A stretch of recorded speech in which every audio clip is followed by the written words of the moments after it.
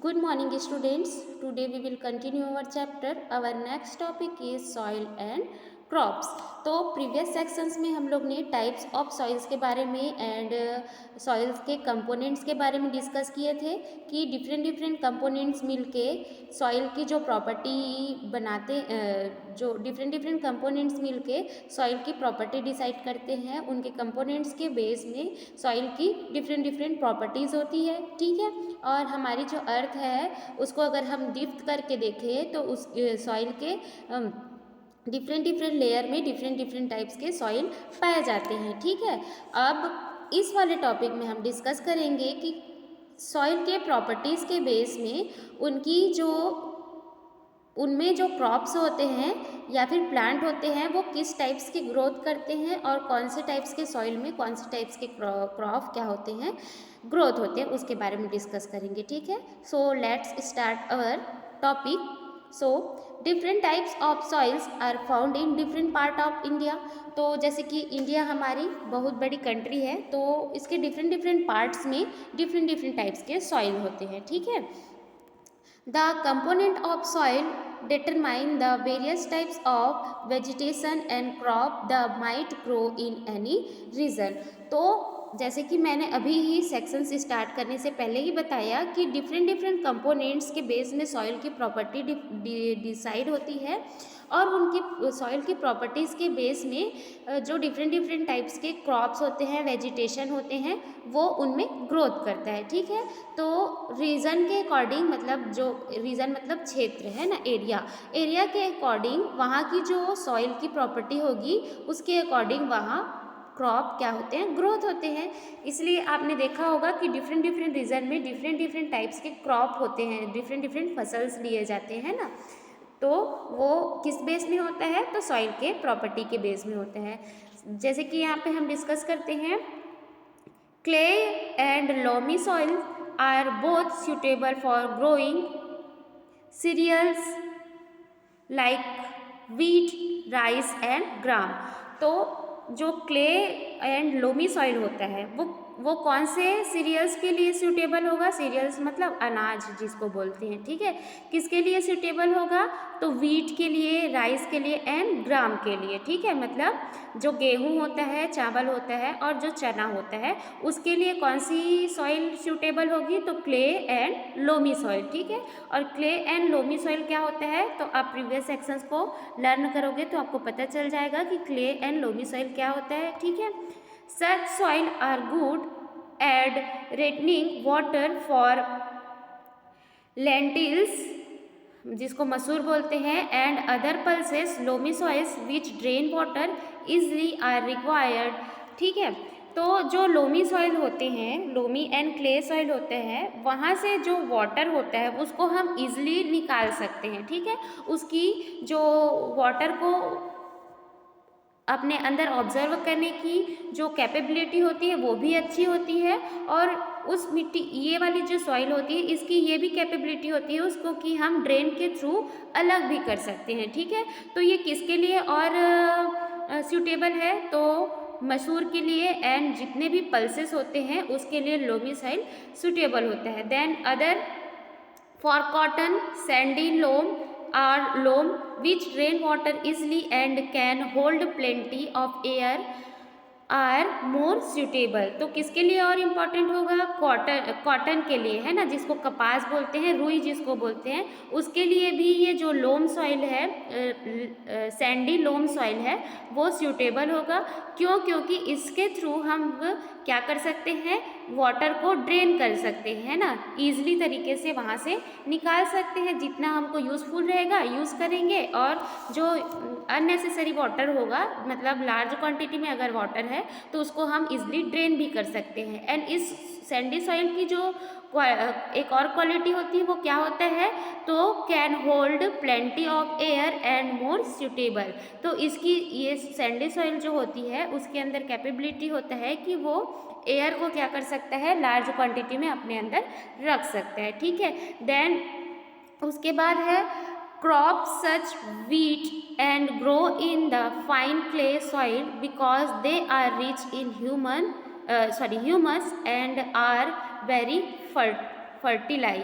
तो क्रॉप जो होते हैं जैसे कि क्रॉप सच एस वीट है ना, वीट जो है वो ग्रो करता है, कहाँ पे ग्रो करता है, तो क्लेई सॉइल में, ठीक है। जैसे कि यहाँ पे हमने डिस्कस किया था, जो फाइन क्ले सॉइल होता है वहाँ पे कौन सा क्रॉप ज़्यादा लार्ज क्वांटिटी में ग्रो करेगा, तो वीट है ना, वीट मीन्स गेहूँ, ठीक। बिकॉज क्यों ग्रो करता है, तो because they are rich in humus, ठीक है। क्यों ग्रो करता है, तो ऐसे सॉइल जिसमें क्ले सॉइल होता है, फाइन क्ले सॉइल होता है, वहाँ पे ह्यूमस जो होती है उसकी क्वांटिटी रिच क्वांटिटी होती है, मतलब लार्ज क्वांटिटी में ह्यूमस प्रेजेंस होता है। एंड ह्यूमस प्रेजेंस होता है इसलिए उसकी क्वांटिटी, उसकी क्वालिटी क्या होता है, वो अच्छी फर्टिलाइज होती है, ठीक है। तो वीट कहाँ पे ग्रो करेगा, तो क्ले सॉइल में, फाइन क्ले सॉइल में, ठीक है।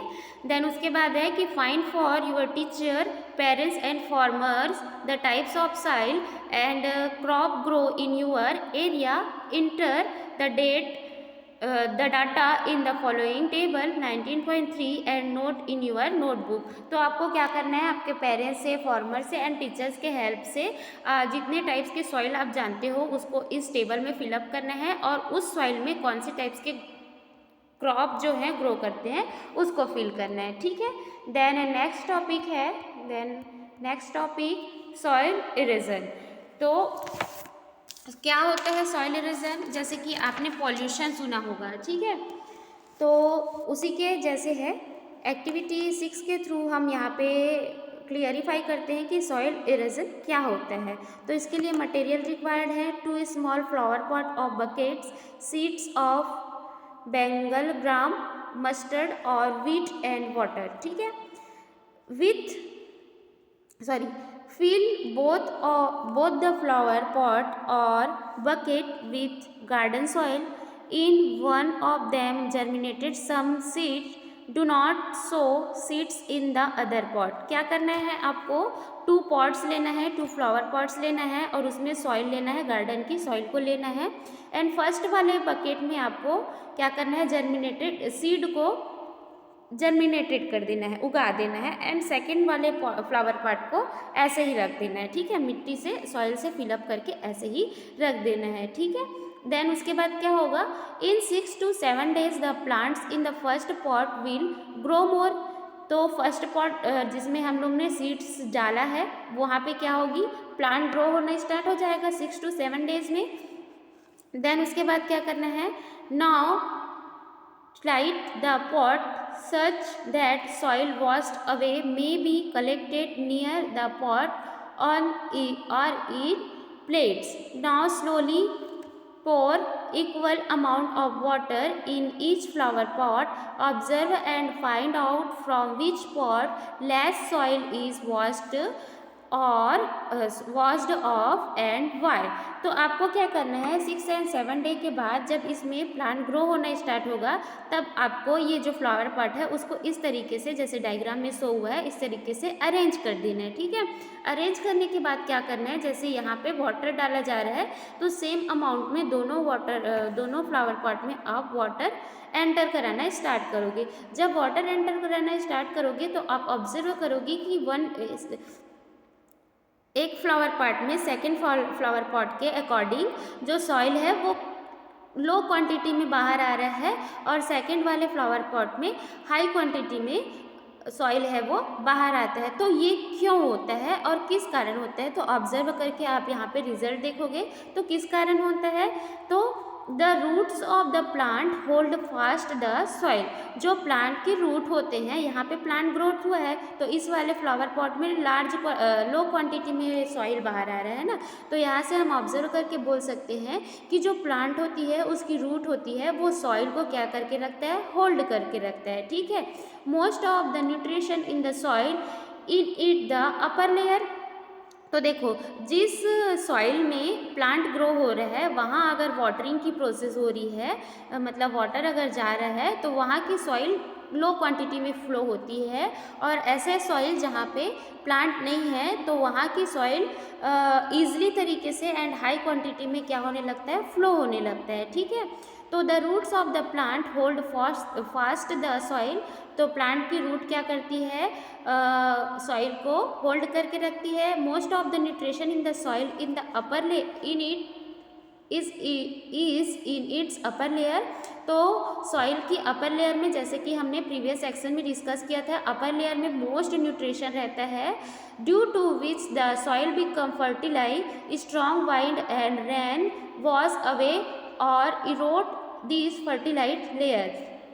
तो जब स्ट्रॉन्ग एयर आता है, स्ट्रॉन्ग वाइंड जब चलती है और रेनी सीजन में जब रेन होता है, तो इसकी जो अपर लेयर में जो फर्टिलिटी होती है, फर्टिलिटी की जो क्वालिटी होती है वो बह जाती है ना, फ्लो हो जाती है, जिससे उसकी अपर लेयर की फर्टिलिटी क्वालिटी लो होने लगती है। ठीक है, अगर हम उस चीज़ को रोकना चाहते हैं तो क्या करना पड़ेगा, हमको उस एरिया में प्लांट ग्रोथ कराना पड़ेगा, है ना, प्लांट जर्मिनेटेड करना पड़ेगा, जिसके थ्रू सॉइल की अपर लेयर है वो लो क्वांटिटी में फ्लो होगी, जिससे हम उसकी फर्टिलिटी को ऑलवेज बना के रख सकते हैं। ठीक है, loss of destruction of this upper fertility layer is known as soil erosion. तो जो जैसे कि हमने यहाँ पे डिस्कस किया कि सॉइल जो है लार्ज क्वांटिटी में अगर बाहर आती है तो उसकी फर्टिलिटी क्या होने लगती है, कम होने लगती है। तो यही जो प्रोसेस है जिससे सॉइल फ्लो होने लगता है और उसकी फर्टिलिटी कम होने लगती है, इसी प्रोसेस को क्या बोलते हैं, सॉइल इरेजन बोलते हैं। ठीक है, जिससे सॉइल की क्वांटिटी लो होने लगती है, क्वालिटी लो होने लगती है। लो क्वालिटी की होने लगती है मतलब उसकी फर्टिलिटी जो क्वालिटी होती है वो कम होने लगती है। ठीक है, due to soil erosion there are losses other than destruction of the fertility layer. तो सॉइल इरोजन के थ्रू, सॉइल इरोजन की जब प्रोसेस होती है तो उसकी जो फर्टिलिटी लेयर की अपर लेयर की जो फर्टिलिटी है वो कम होने लगती है। ठीक है, soil erode by wind and water get collected in pond, river and lake a silt. तो जब ये वाला जो प्रोसेस होते रहता है ना, सॉइल की जो फ्लो होने की प्रोसेस है, तो इस प्रोसेस के थ्रू क्या होने लगती है, जो यहाँ से बाहर आया है, जो सॉइल बाहर आया है वो क्या होता है, पॉन्ड में, रिवर में एंड लेक में कलेक्ट होने लगता है। ठीक है, अब यहाँ से बह के वो कहीं तो जाएगी वाटर के साथ, तो कहाँ जाती है, पॉन्ड, रिवर एंड लेक में चले जाती है। This lessons the depth of the water source and increase the danger of floats. तो जब ये वाटर कहाँ जाएगी, रिवर एंड पॉन्ड में जाती है, तो वहाँ की जो गहराई होती है, पॉन्ड की जो डेप्थ होती है वो भर जाती है ना, फिलअप होने लगती है। तो उसकी जो वाटर को ऑब्जर्व करने की जो प्रोसेस होती है पॉन्ड की, वो कम होने लगती है। इस कम होने लगेगी जिससे हमको डेंजर होगा, किससे, फ्लोट, जिसको बाढ़ बोलते हैं ना। अगर रिवर की, पॉन्ड की जो गहराई है वो कम होने लगेगी, वाटर ऑब्जर्व करने की क्वालिटी अगर कम होने लगेगी, तो ऑब्वियस सी बात है कि वहाँ की वाटर बाहर आने लगेगी, है ना, जो किस चीज़ का जो किसके तरफ हमको बढ़ाएगा, आगे करेगा, तो फ्लोट की तरफ, जिससे बाढ़ आने की जो डेंजर है वो इंक्रीज होने लगेगी। ठीक है, erosion of soil can also lessen the observation of water by the ground which increase the danger of droughts. तो सॉइल इरेजन के थ्रू कौन कौन से डेंजर्स हमारे लाइफ में आते हैं, तो फ्लड्स हो गए। ठीक है, ये ऑलवेज क्या करते रहते, ये सॉइल इरोजन की जो प्रोसेस है वो सॉइल की वाटर ऑब्जर्वेशन की जो क्वालिटी है उसको लो करती है, जिसके थ्रू फ्लोट का एंड ड्रॉट्स की डेंजरस हमारे लाइफ में आती है। ठीक है, now you can know how to stop soil erosion. आप थिंक करिए, आप सोचिए कि ये जो सॉइल इरोजन है उसको बंद कैसे किया जा सके। ठीक है, सो ह्यूमन्स बींग है जो इसको रोक सकता है।